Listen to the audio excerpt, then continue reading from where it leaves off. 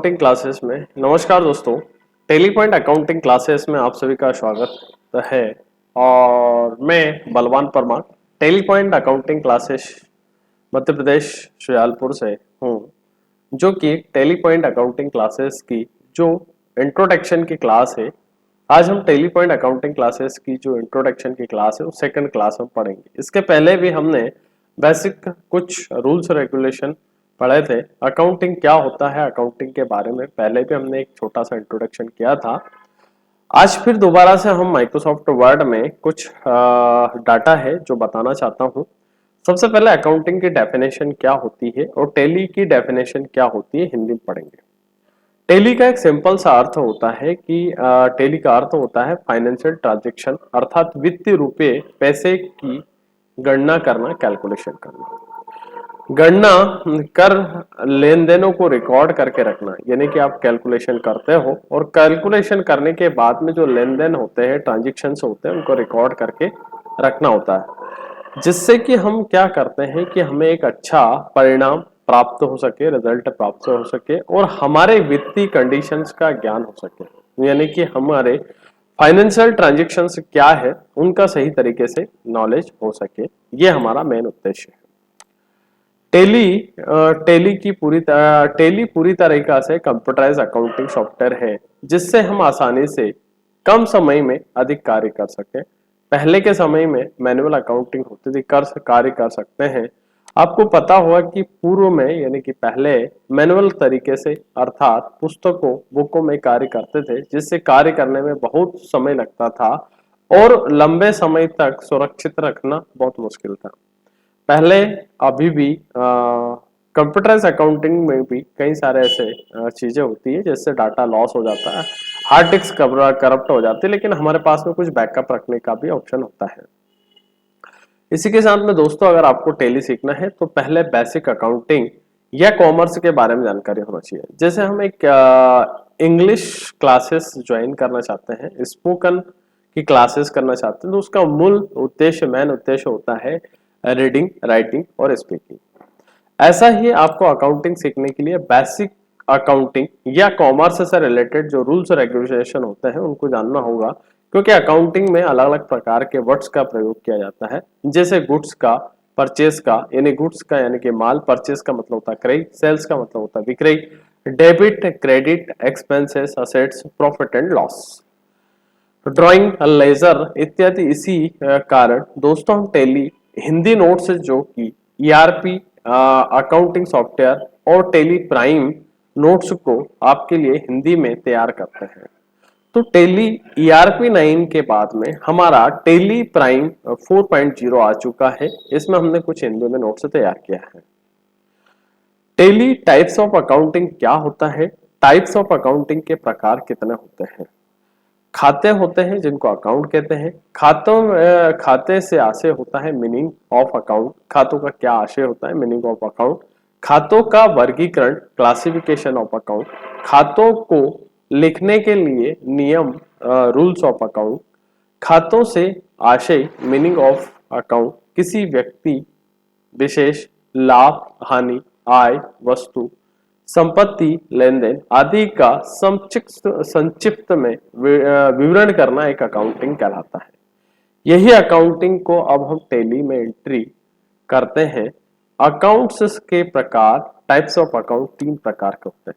Types of account जो होते हैं हमारे 3 प्रकार के होते हैं। पहला होता है रियल अकाउंट, जिसको हम बोलते हैं हिंदी में वास्तविक खाता। रियल अकाउंट के बाद में होता है हमारा पर्सनल अकाउंट, जिसको हम बोलते हैं व्यक्तिगत खाता। नॉमिनल अकाउंट को हम नॉमिनल अकाउंट के साथ साथ नाम मात्र के खाते भी बोलते हैं, अवास्तविक खाते भी बोलते हैं। अब रियल अकाउंट का जो पार्ट होता है वो क्या कहता है, हम आगे देखते हैं। रियल अकाउंट का यहां से मतलब होता है वास्तविक खाते से संपत्तियों और परिसंपत्तियों से संबंधित खाते जो व्यवसाय की चिंता के स्वामित्व हैं। वास्तविक खाते में उदाहरण के लिए, वास्तविक खाते के लिए मूर्त और अमूर्त खाते शामिल होते हैं।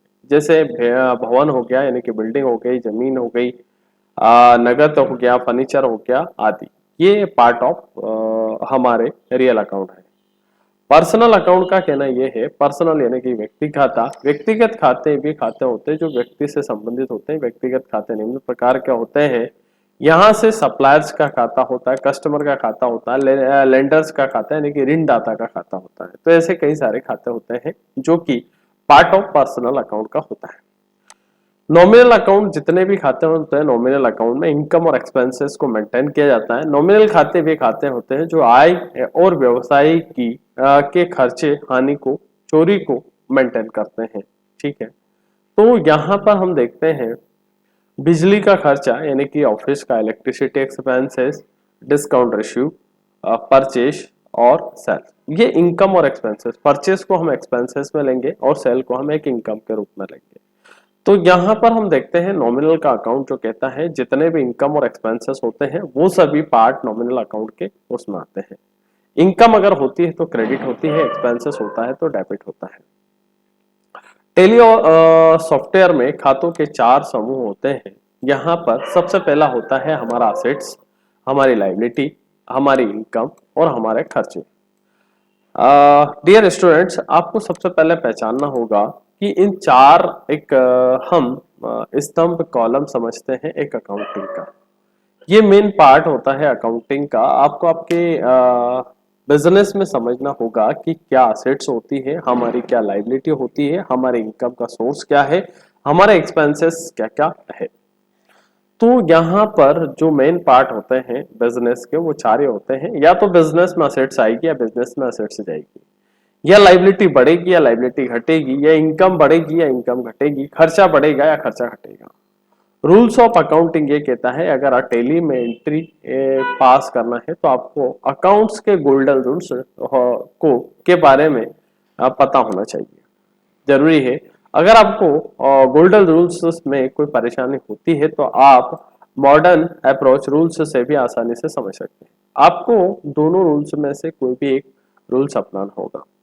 यहाँ से गोल्डन रूल्स होता है और मॉडर्न रूल्स होता है। तो यहाँ पर गोल्डन रूल्स की अगर हम बात करें तो यहाँ पर हम डेबिट जो होता है, रियल अकाउंट का पहला नियम ये कहता है, ये हमारा है रियल अकाउंट। तो रियल अकाउंट का यहाँ पर हम देखते हैं, रियल अकाउंट में एक होता है डेबिट, व्हाट कम्स इन, यानी कि व्यापार में जो आता है उसे हम डेबिट करते हैं। तो यानी कि रियल अकाउंट में कैश, गुड्स और असेट्स आती है तो उसे डेबिट करते हैं। वहीं पर यही कैश गुड्स जाती है तो उसे क्रेडिट करते हैं। व्हाट गोस आउट यानी कि बिजनेस से बाहर जाता है तो उसे क्रेडिट करते हैं। पर्सनल का पहला पार्ट ये कहता है कि द रिसीवर डेबिट, जो रिसीवर होता है उसे डेबिट करते हैं और जो गिवर होता है उसे क्रेडिट करते हैं। यानी कि पाने वाले को डेबिट करेंगे, पाने वाला यानी कि रिसीवर होता है, देने वाला मतलब तो गिवर होता है। तो जो रिसीवर होता है वो डेबिट होगा और जो गिवर होगा वो क्रेडिट होगा। नॉमिनल अकाउंट कहता है कि बिजनेस के all expenses and all losses हमेशा डेबिट होते हैं और बिजनेस के ऑल इनकम्स एंड गेन्स को क्रेडिट करते हैं। ये तो हमारा एक गोल्डन रूल्स होता है। मॉडर्न रूल्स की अगर हम बात करें तो इस तरीके से हम समझेंगे। मॉडर्न रूल्स का ऑफ अकाउंटिंग का पहला नियम ये है कि आपके यहाँ असेट्स अगर होती है, इंक्रीज होती है तो वो डेबिट होती है, डिक्रीज होती है तो क्रेडिट होती है। लायबिलिटी अगर इंक्रीज होती है तो क्रेडिट होती है, डिक्रीज होती है तो डेबिट होती है। कैपिटल अगर इंक्रीज होती है तो क्रेडिट होती है, डिक्रीज होती है तो डेबिट होती है। इनकम से हमेशा आपके बिजनेस में इनकम से बढ़ती है तो उसका जो बैलेंस होता है वो क्रेडिट होता है और इनकम से घटती है तो उसका बैलेंस हमेशा डेबिट होता है। वहीं पर अगर आपके बिजनेस में एक्सपेंसेस बढ़ते हैं तो लॉसेस बढ़ते हैं, कोई टूट फूट चोरी हानि जो बढ़ते हैं, जितने भी एक्सपेंसेस लॉसेस होते हैं वो डेबिट बढ़ते हैं तो डेबिट होते हैं। इंक्रीज का मतलब होता है बढ़ना और डिक्रीज का मतलब होता है घटना। तो यानी कि घटेंगे तो क्रेडिट होंगे।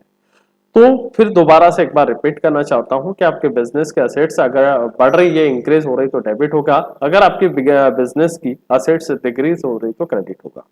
यहाँ पर जो ऊपर वाला सिंबल है वो इंक्रीज का है और नीचे वाला सिंबल जो डिक्रीज का है। लायबिलिटी कहते आप बढ़ रही है तो क्रेडिट होगी, यानी कि आपने कोई पर्सन से परचेज करा है क्रेडिट में तो यहाँ पर आपकी लायबिलिटी बढ़ रही है यानी कि इंक्रीज हो रही है। उसी क्रेडिटर को अगर आपने पेमेंट कर दिया तो आपकी लायबिलिटी कम हो गई यानी कि पाने वाला डेबिट हो गया तो यहाँ से वो डेबिट हो जाएगी। कैपिटल, बिजनेस के पार्टनर्स अगर कैपिटल लगाते हैं तो कैपिटल बढ़ेगी तो यहाँ से कैपिटल इंक्रीज होगी तो यहाँ से क्रेडिट होगी। लेकिन वही पार्टनर्स कुछ हिस्सा कैपिटल का निकाल लेते हैं, अपना पर्सनल विड्रॉल कर लेते हैं कैपिटल को, तो ये डिक्रीज होगी, यानी कि डेबिट होगी। बिजनेस की जितनी भी इनकम्स होती है, जैसे कमीशन का मिलना होता है, इंटरेस्ट का मिलना होता है, डिस्काउंट का मिलना होता है, तो ये इनकम का सोर्स अगर बढ़ता है, इनकम बढ़ती है तो क्रेडिट होती है, और यदि इनकम घटती है तो ये डेबिट होती है, डिक्रीज होती है। तो एक्सपेंसेस आपके बढ़ेंगे तो इंक्रीज होंगे, यानी डेबिट खर्चे होंगे, आपका खर्चा बढ़ेगा, और यदि कम होंगे तो ये क्रेडिट होगा, डिक्रीज होगा। तो यहाँ पर इस तरीके से हमने आज टेली का जो मेन बेसिक रूल्स होते हैं, नियम होते हैं। देखिएगा स्टूडेंट, हर जैसे हम मैथ्स पढ़ते हैं या इंग्लिश पढ़ते हैं, तो मैथ्स में क्या होता है कि सूत्र स्ट्रक्चर्स होते हैं, उनके आधार पर हम मैथमेटिक्स को सॉल्व करते हैं, कोई भी सवाल होता है तो। उसी तरीके से अगर इंग्लिश सीखते हैं तो इंग्लिश में भी कई सारे रूल्स रेगुलेशन होते हैं। जैसे टेंसेस में अगर हम बात करें तो टेंस की जो बात करें तो टेंस में भी बहुत सारे रूल्स होते हैं। जैसे सिंपल टेंस होता है, फ्यूचर टेंस होता है, जैसे बहुत सारे हम डिटेल में बात करें तो टेंस के भी कुछ रूल्स रेगुलेशंस होते हैं। सेम जस्ट लाइक अकाउंटिंग के भी रूल्स रेगुलेशन होते हैं। तो अकाउंटिंग में मोस्ट इंपोर्टेंट जो रूल्स होते हैं वो पहले तो हम पढ़े types of account. Types of account का मीन्स होता है खातों के प्रकार। खातों के तीन ही प्रकार होते हैं, एक रियल अकाउंट होता है। रियल अकाउंट के दो पार्ट होते हैं, दो पॉइंट होते हैं। पहला होता है रियल अकाउंट का फर्स्ट पॉइंट होता है व्यापार में जो भी कैश गुड्स असेट्स आती है उसे डेबिट करें, और कैश गुड्स असेट्स जाती है उसे क्रेडिट करें। अगला होता है पर्सनल अकाउंट। पर्सनल अकाउंट में व्यापार में पाने वाले को डेबिट करेंगे और देने वाले को क्रेडिट करेंगे। नॉमिनल अकाउंट में इनकम एक्सपेंसेस मेंटेन होते हैं, तो यहाँ पर जो खर्चे होते हैं उसे डेबिट करते हैं, जो इनकम्स होते हैं क्रेडिट करते हैं। तो आशा करूंगा ये वीडियो आपको पसंद आया है। पसंद आया तो आप लाइक करें, शेयर करें और सब्सक्राइब करें। धन्यवाद। जय हिंद, जय भारत।